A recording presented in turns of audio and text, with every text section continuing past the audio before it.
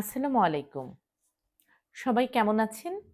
আশা করি সবাই ভালো আছেন এবং ভালো থাকার চেষ্টা করে যাচ্ছেন। ছোট্ট কিছু কথা নিয়ে আপনাদের সামনে হাজির হওয়া। আমি একজন ছোট্ট সংবাদকর্মী এবং সঞ্চালক। সমাজের সেবায় কাজ করে যাই। সে ছোটবেলা থেকেই আমার এই ইচ্ছাটা অন্যায়ের সাথে আপোস না করা। আমার মতো এমন আরো বহু মানুষ আছে, বহু সংবাদকর্মীরা আছে যারা অন্যায়ের বিরুদ্ধে লড়ে যায়। অন্যায়ের বিরুদ্ধে লড়ে যেতে গিয়ে সর্বস্ব হারিয়েছে তারা।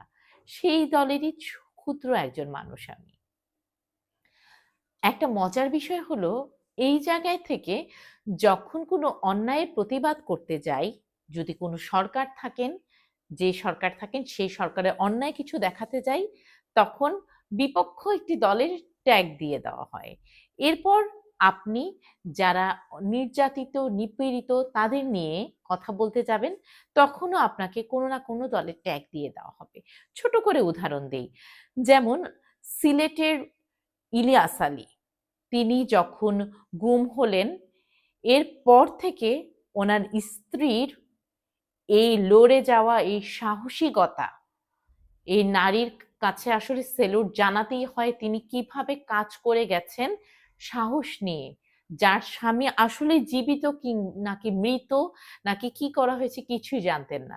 কিন্তু তিনি মানুষের জন্য কাজ করে গেছেন। এবার যখন তিনি প্রার্থিতা পেলেন, আমি ওনার হয়ে কিছু কথা বলেছি, সাপোর্ট করেছি।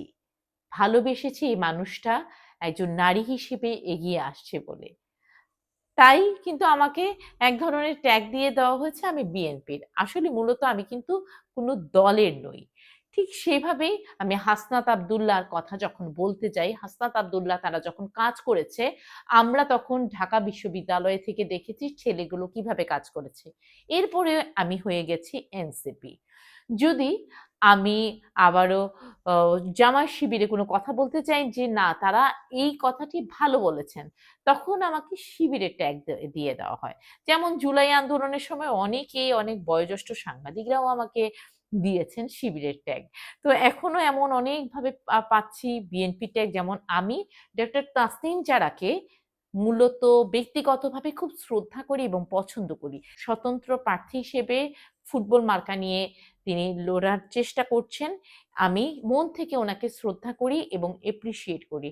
সেজন্য অনেকে ভাবছেন হয়তোবা আমি তাসনিম জারার দলের, আমি কোনো না কোনো দল থেকে সুবিধা নিচ্ছি, এমন অনেকেই মনে করছেন। তো এই মনে করাগুলো থেকে আসলে আমি এতটুকুই বলতে চাই যে কেউ যদি এরকম মনে করেন আসলে আমি যেমন আমি তেমনই থাকবো। আমি এভাবেই অন্যায়ের বিরুদ্ধেই কথা বলে যাব। যখন যে যেমন করেন সে কথাগুলি বলে যাব। আরেকটি কথা, আমি কিন্তু কোনো দলের হয়ে কাজ করি না। এবার কিন্তু একটি দল থেকে আমাকে প্রার্থী করার জন্য আমাকে প্রস্তাব রেখেছেন, কিন্তু আমি সংসদে যাওয়ার কোনো যোগ্যতা রাখি না। আমি খুবই ক্ষুদ্র একজন মানুষ। আমি দেশ ও মাটির হয়ে কথা বলতে চাই। আমি আমার কলমের মাধ্যমে কথা বলতে চাই। আমি আমার লেখনীর মাধ্যমে কথা বলতে চাই জনগণের হয়ে। আমি হাদির জন্য কথা বলতে চাই, যে হাদি ইনসাফ প্রতিষ্ঠার জন্য লড়ে গেছে, যে হাদির বিচার হওয়ার আগেই অন্তর্বর্তীকালীন সরকার নির্বাচন নিয়ে ব্যস্ত, অন্যান্য দলগুলো ব্যস্ত। আমি সেই দলগুলোর প্রতি এবং সেই অন্তর্বর্তীকালীন সরকারের প্রতি বলতে চাই হাদির বিচারটা সর্বপ্রথম করা উচিত। এরপর আমরা নির্বাচন নিয়ে মাতামাতি করা উচিত। জানি এরপরও হয়তোবা আমাকে ইনকলাব মঞ্চের একটা ট্যাগ দেওয়া হতে পারে। এতটুকুই বলার ছিল। আজকে এই কথা বলার পর হয়তোবা আমার জন্য হুমকি আসবে, নয়তোবা আমি দালাল হয়ে যাব। এমন হয়েই আসছি, আমার মতো এমন অনেকেই হয়ে যাচ্ছেন। তাই আর কিছু বলার নেই। এটিই বলার, দেশের জন্য কাজ করে যাচ্ছি, এভাবেই করে যাব। যে যেখানেই থাকুক, যে অন্যায় করুক, সে অন্যায়ের প্রতিবাদ করে যাব ইনশাআল্লাহ। আল্লাহ হাফেজ।